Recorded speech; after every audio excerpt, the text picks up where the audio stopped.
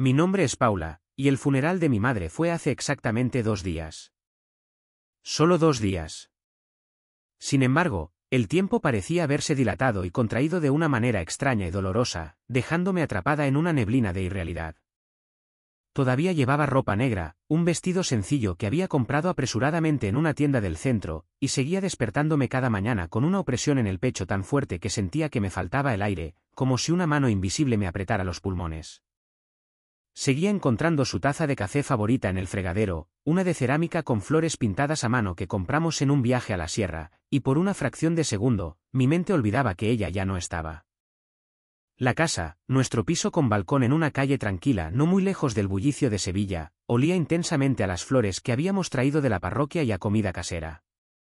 La encimera de la cocina estaba alineada con fiambreras y platos cubiertos con paños de cocina, tortillas de patatas, guisos y bizcochos que los vecinos y amigos habían traído, gestos silenciosos de consuelo que se acumulaban sin que yo tuviera apetito para probarlos. El duelo estaba en todas partes, era una presencia física, ruidosa y silenciosa al mismo tiempo. Esa mañana, el sol de Sevilla entraba con fuerza por la ventana, iluminando las motas de polvo que bailaban en el aire, pero yo me sentía fría. Estaba sentada a la mesa de la cocina, con las manos entrelazadas alrededor de una taza de café con leche que ya se había quedado fría, mirando a la nada, perdida en el vacío que había dejado la muerte de mi madre, Carmen. Fue entonces cuando mi marido, Javier, entró en la cocina. No se acercó a mí para darme un beso en la frente o para abrazarme por la espalda como solía hacer años atrás. Caminó directamente hacia la silla que estaba frente a mí y se sentó.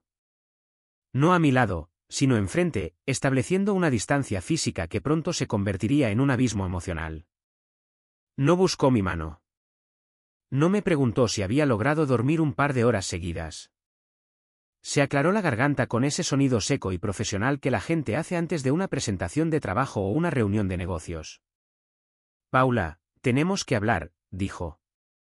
Levanté la vista hacia él, sintiendo el ardor en mis ojos hinchados por el llanto de la noche anterior. Mi voz salió ronca, débil. ¿Puede esperar?, pregunté, casi suplicando. No creo que pueda manejar mucho más ahora mismo. Mi cabeza no está aquí. Él asintió una vez, con un movimiento de cabeza calmado, casi cortés, pero carente de cualquier calidez. Ya he esperado lo suficiente, dijo, y su tono no admitía réplica. Creo que deberíamos separarnos. La palabra no aterrizó al principio. Separarnos. Flotó en el aire entre nosotros, suspendida sobre la mesa de madera, como si no perteneciera allí, como si hubiera sido pronunciada en la casa equivocada, en el día equivocado, a la mujer equivocada.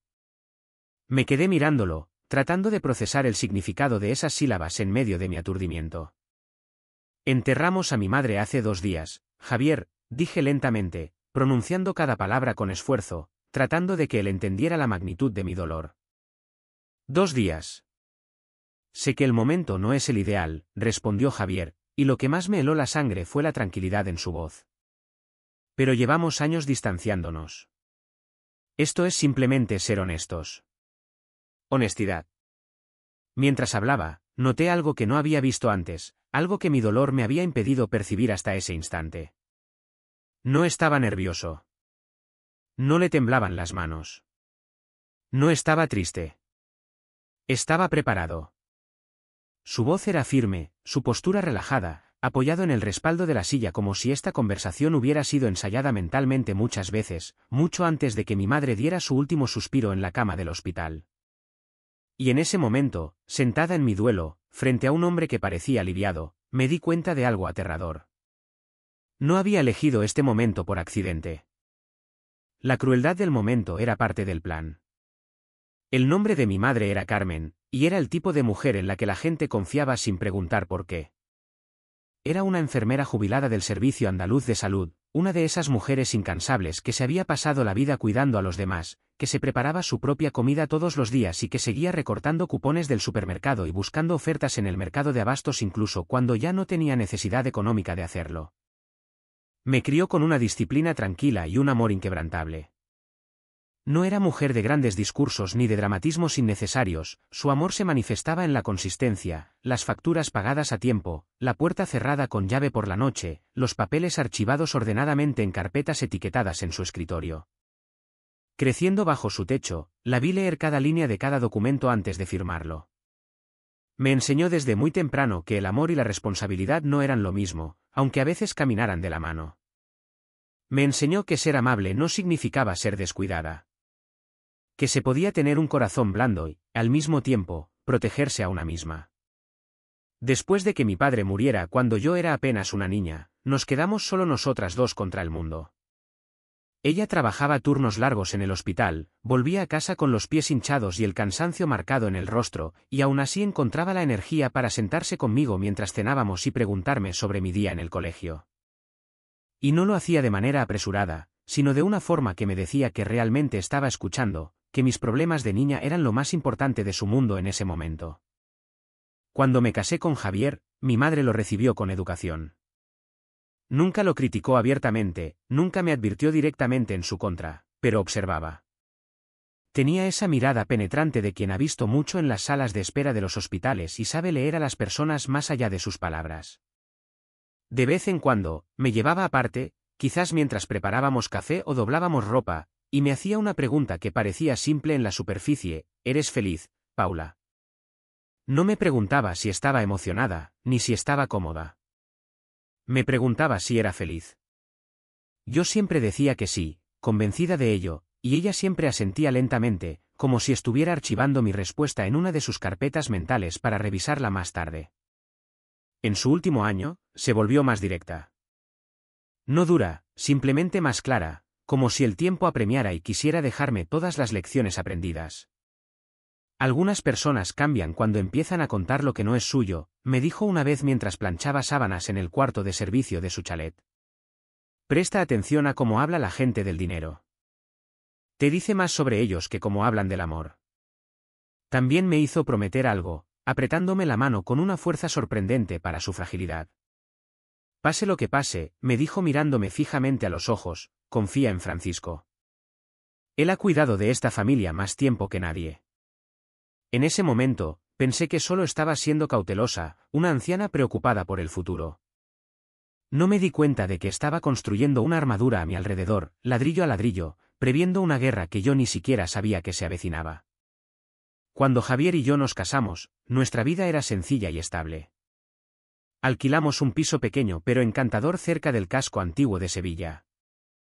Nos gustaba cocinar en casa, ver películas en el sofá los domingos por la tarde y hablar sobre el futuro de una manera que se sentía esperanzadora, no apresurada. Javier trabajaba en seguros y yo era orientadora escolar en un instituto. No éramos ricos, ni mucho menos, pero vivíamos cómodos. O al menos, eso pensaba yo. Unos 5 años después de la boda, algo cambió. No sucedió de golpe. No hubo una gran discusión, ni un momento dramático de ruptura. Fue una colección de comentarios, pequeños aguijonazos fáciles de descartar si no estabas prestando atención. Javier empezó a señalar los barrios más exclusivos cuando conducíamos por la ciudad, hablando con envidia de las casas en Nervión o en el Aljarafe.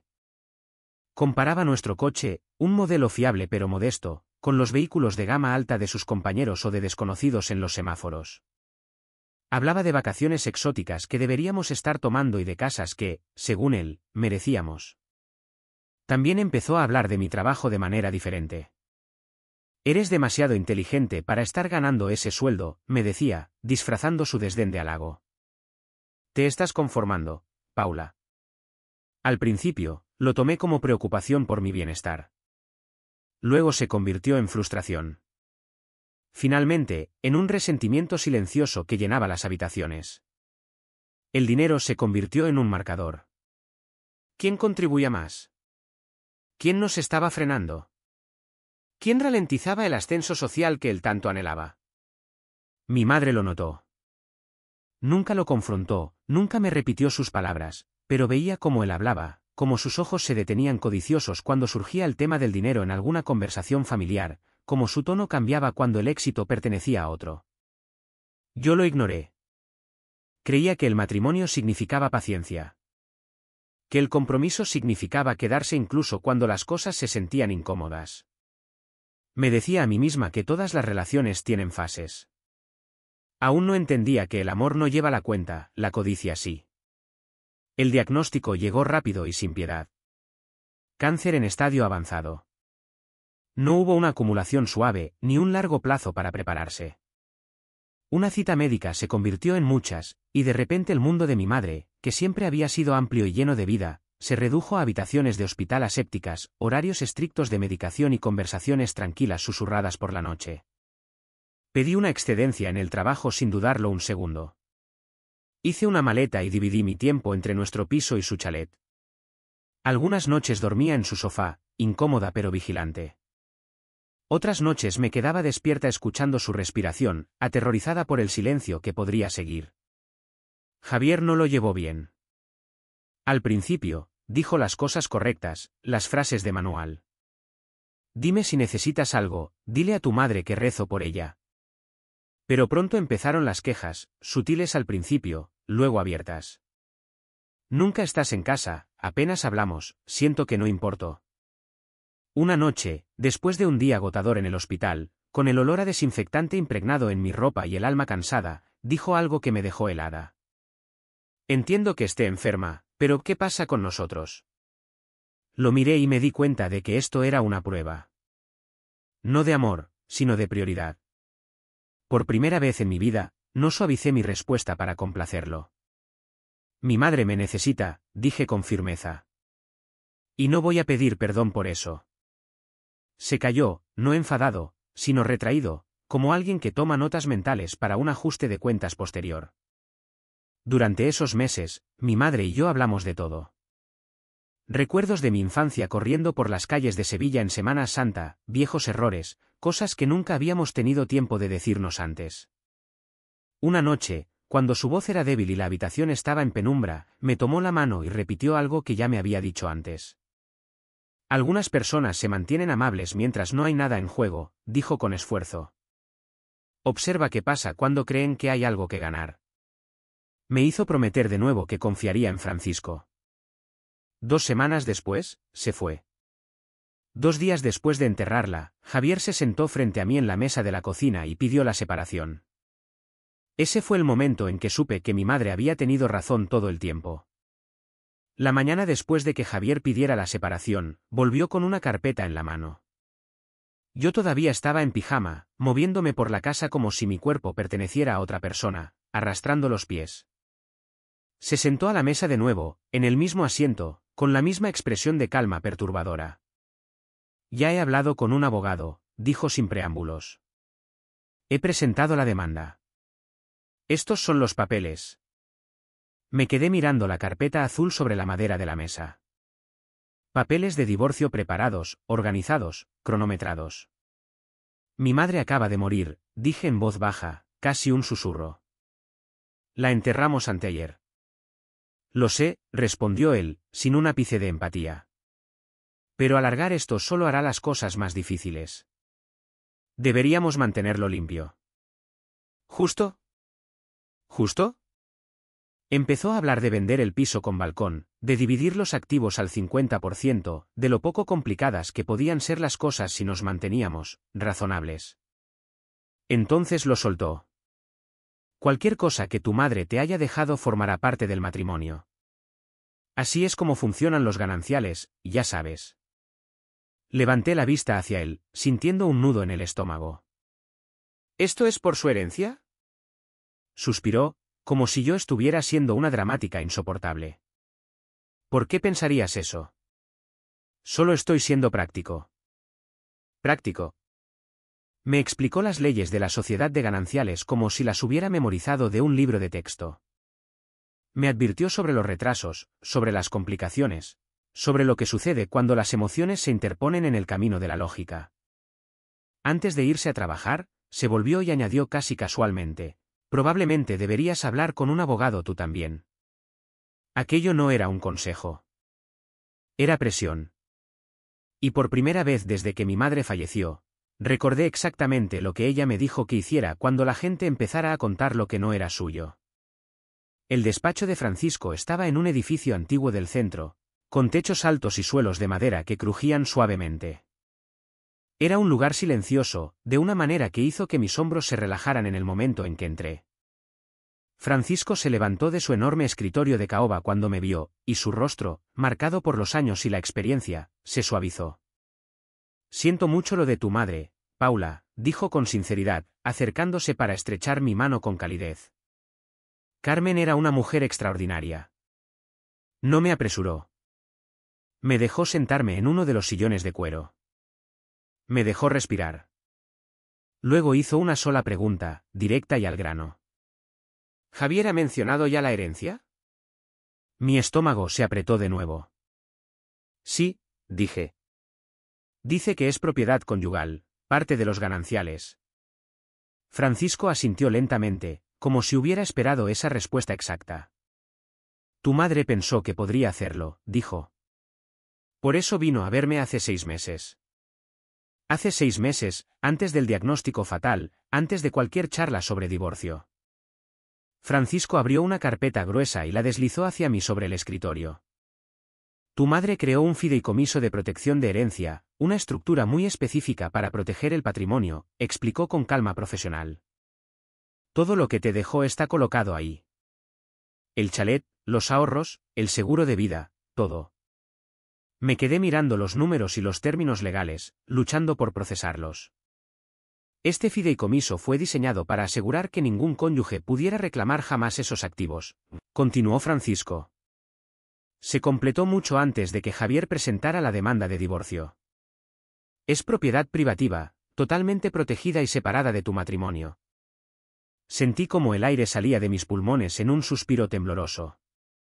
Ella lo sabía, susurré. Ella lo sospechaba, corrigió él gentilmente, y planificó. Entonces me entregó un sobresellado. Me pidió que te diera esto después de explicarte lo del fideicomiso. Dentro estaba la letra de mi madre. Familiar, firme, con esa caligrafía clásica que ya no se enseña. Mi niña, escribió, este dinero no es control. Es libertad. Libertad para irte si lo necesitas. Libertad para mantenerte en pie sin miedo. Las lágrimas emborronaron la página mientras leía. Francisco se reclinó en su silla, dándome espacio. No vamos a confrontarlo todavía, dijo, y vi un destello de estrategia en sus ojos. Vamos a dejar que nos muestre exactamente quién es. Por primera vez desde que mi madre murió, no me sentí impotente. Me sentí preparada. Cuando llegué a casa esa tarde, al piso con balcón, Javier ya estaba allí. Estaba sentado en el sofá, desplazándose por la pantalla de su móvil como si nada hubiera pasado, como si no hubiera pedido el divorcio mientras yo todavía estaba eligiendo las flores para el memorial de mi madre. ¿Hablaste con un abogado?, preguntó, sin levantar la vista. Sí, dije, manteniendo mi voz firme y neutral. Eso llamó su atención. Levantó la vista inmediatamente. Y me dijeron que pelear esto solo haría las cosas más caras, respondí, mintiendo con una naturalidad que me sorprendió. Probablemente deberíamos seguir adelante. Observé cómo sus hombros se relajaban ligeramente, el gesto de alguien que cree que ha recuperado el control de la situación. Eso es maduro, dijo, con una sonrisa condescendiente. Sabía que entrarías en razón. Asentí, jugando mi papel. Hay más en la herencia de mi madre de lo que pensaba. Sus ojos cambiaron, un brillo de codicia instantáneo. No dramáticamente, solo lo suficiente. ¿Cuánto más?, preguntó, intentando sonar casual pero fallando. Lo suficiente como para complicar las cosas, dije con cuidado. Se inclinó hacia adelante, interesado. Bueno, podemos resolver eso juntos. Todavía estamos casados. No hay razón para hacer esto más difícil de lo que tiene que ser. Esa noche, sugirió mudarse de nuevo completamente al dormitorio principal. Dijo que ahorraría dinero. Dijo que los adultos podían manejar las cosas con calma. Cada parte de mí quería gritarle que no, echarlo a la calle. En lugar de eso, accedí a que se quedara en la habitación de invitados. Sonreí cuando lo dije. Mantuve mi tono suave, cooperativo, Porque a veces el movimiento más seguro es dejar que alguien crea que está ganando. Y Javier se lo creyó completamente. 3 días después, Javier me atrapó en la cocina mientras me servía otro café con leche. Necesito hablar contigo sobre algo, dijo, de repente animado y optimista. Me quedé donde estaba, taza en mano. ¿Sobre el divorcio? Sobre una oportunidad, respondió. Para nosotros. Esa palabra de nuevo, nosotros. Sacó su móvil y empezó a hablar rápido, con la verborrea de un vendedor experto. Un amigo de la universidad, un nuevo negocio, acceso anticipado, plazas limitadas, el tipo de historia que sonaba impresionante si no te parabas a analizarla. Está buscando inversores, dijo Javier. ¿Serios? Y pensé que con el dinero de tu madre entrando, este podría ser el momento perfecto. Mi agarre se tensó en la taza de cerámica. ¿Cuánto?, pregunté. 100.000 euros, dijo rápidamente, solo como un adelanto de mi parte. Mi parte. Me lo explicó como si fuera pura lógica, dado que todavía estábamos casados y en gananciales, tenía sentido que el dinero se dividiera de todos modos, así que esto realmente me beneficiaría a mí a largo plazo. Es temporal, añadió. Ajustaremos los números una vez que todo esté finalizado. Lo miré y me di cuenta de que algo había cambiado fundamentalmente. No estaba pidiendo. Estaba asumiendo. Estaba dando por hecho que ese dinero ya era suyo. Necesito tiempo para pensar, dije. Su sonrisa se tensó, perdiendo calidez. Por supuesto, pero no demasiado. Necesita una respuesta para el viernes. Esa tarde, conduje directamente al despacho de Francisco. Me escuchó sin interrumpir, con las manos cruzadas sobre el escritorio.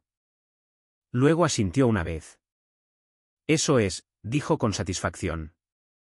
Ese es el momento que tu madre predijo. Sentí que el pecho se me apretaba. ¿Y ahora qué? Francisco cerró la carpeta frente a él con un golpe seco. Ahora dejamos de permitir que imagine cosas, dijo. Ahora le mostramos exactamente lo que tu madre puso en marcha. Conduje de vuelta a casa sabiendo que algo importante había cambiado. Javier había terminado de fingir. Y yo también. La reunión se fijó para el lunes por la mañana en el despacho de Francisco. Javier llegó temprano, vestido más elegante de lo habitual, con traje y corbata, y con su abogado al lado. Alberto, su abogado, se parecía exactamente a lo que esperaba, traje caro, sonrisa confiada, el tipo de hombre que hablaba como si los resultados ya estuvieran decididos antes de empezar. Se sentaron frente a nosotros en la larga mesa de conferencias. Javier no me miraba. No necesitaba hacerlo. Creía saber cómo terminaría esto. Alberto habló primero. Mi cliente cree que esto se puede resolver rápidamente, dijo, abriendo sus papeles. La señora Paula ha recibido recientemente una herencia durante el matrimonio. Bajo los principios de la sociedad de gananciales, esos activos deben dividirse equitativamente. Francisco asintió con calma. No tenía prisa. Abrió una carpeta y deslizó un documento hacia el centro de la mesa. Su cliente está equivocado, dijo con voz grave. La herencia de la señora Paula no es propiedad conyugal. Javier se inclinó hacia adelante, frunciendo el ceño. Eso no es posible, dijo. Estamos casados. La voz de Francisco se mantuvo firme como una roca. 6 meses antes de su fallecimiento, Carmen estableció un fideicomiso de protección de herencia.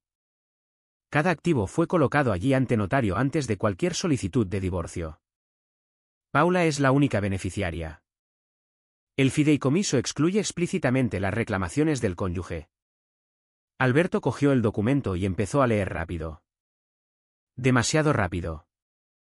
Su confianza se desvanecía línea por línea, su ceño se fruncía más a cada segundo. Este fideicomiso es irrevocable, continuó Francisco. Es legalmente sólido. No puede ser impugnado con éxito. La cara de Javier cambió, transformándose en una máscara de ira. Ella no tenía derecho a hacer esto, espetó, golpeando la mesa. Esa mujer sabía lo que estaba haciendo. Hablé por primera vez, mi voz cortante como el hielo. No hables de mi madre, dije en voz baja pero intensa. No así. La habitación se quedó en silencio.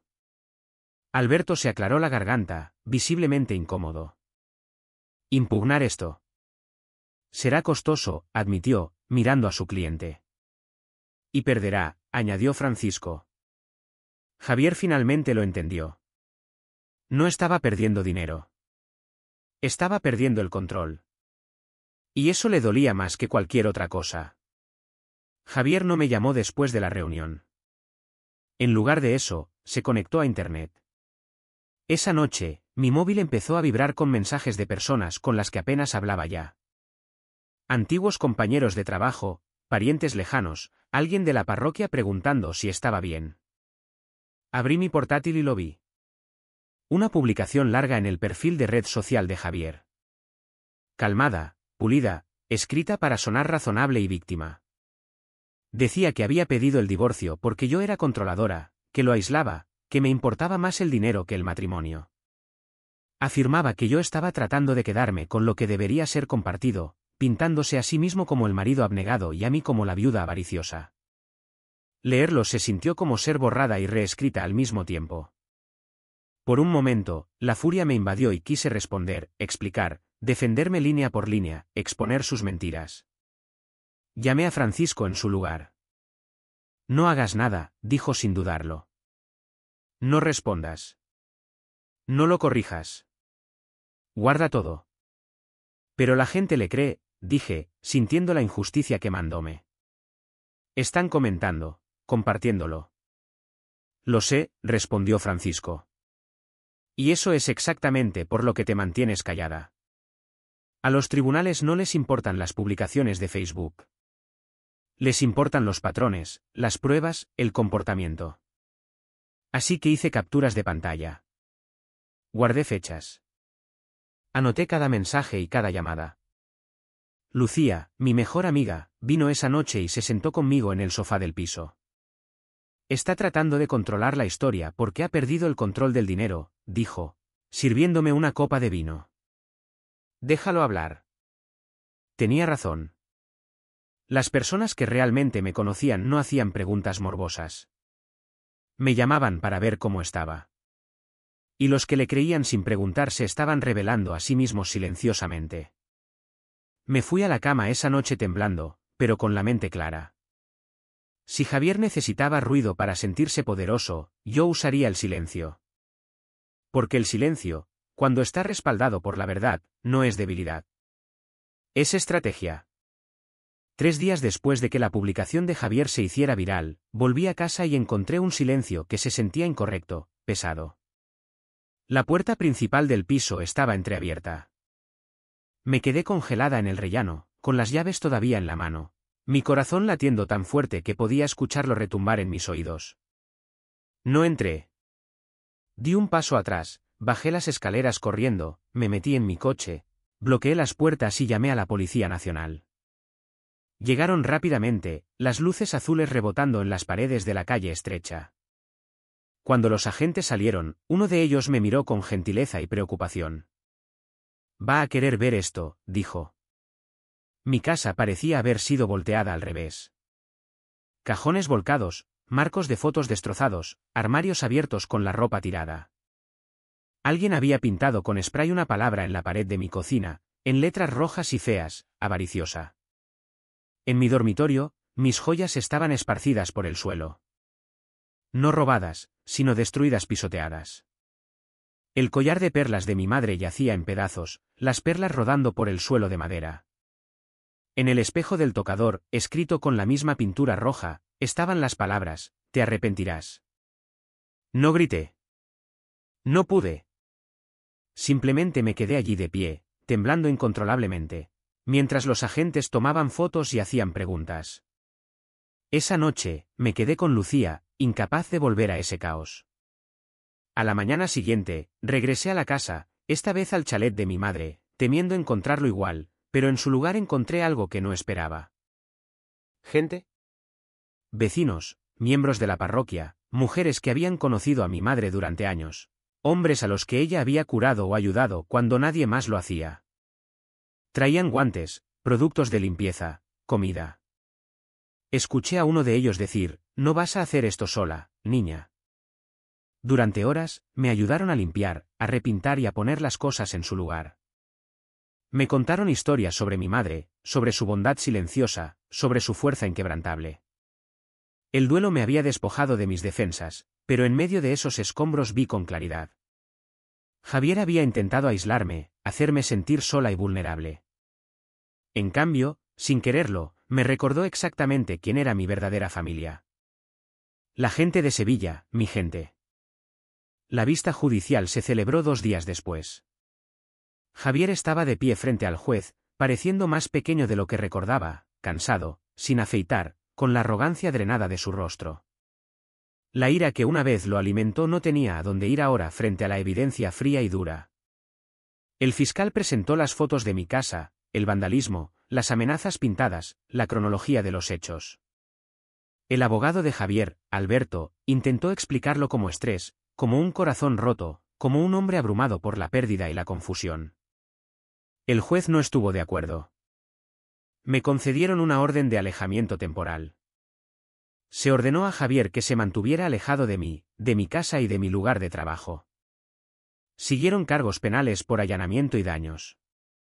El divorcio avanzó rápidamente después de eso. Ya no había lucha larga ni negociaciones interminables.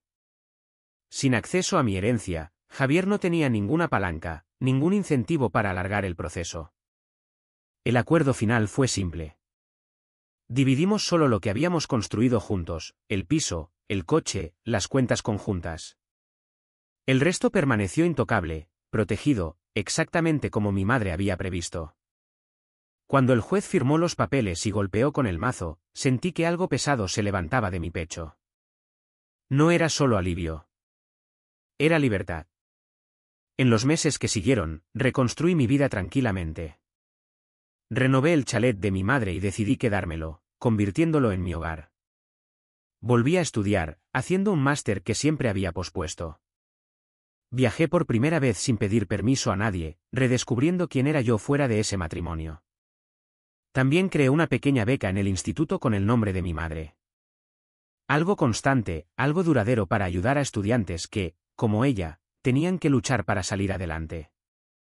La gente me pregunta ahora si me arrepiento de mi matrimonio. No lo hago. Arrepentirse no sirve de nada. Pero sí lamento haber ignorado las primeras advertencias, esas pequeñas señales de humo antes del incendio.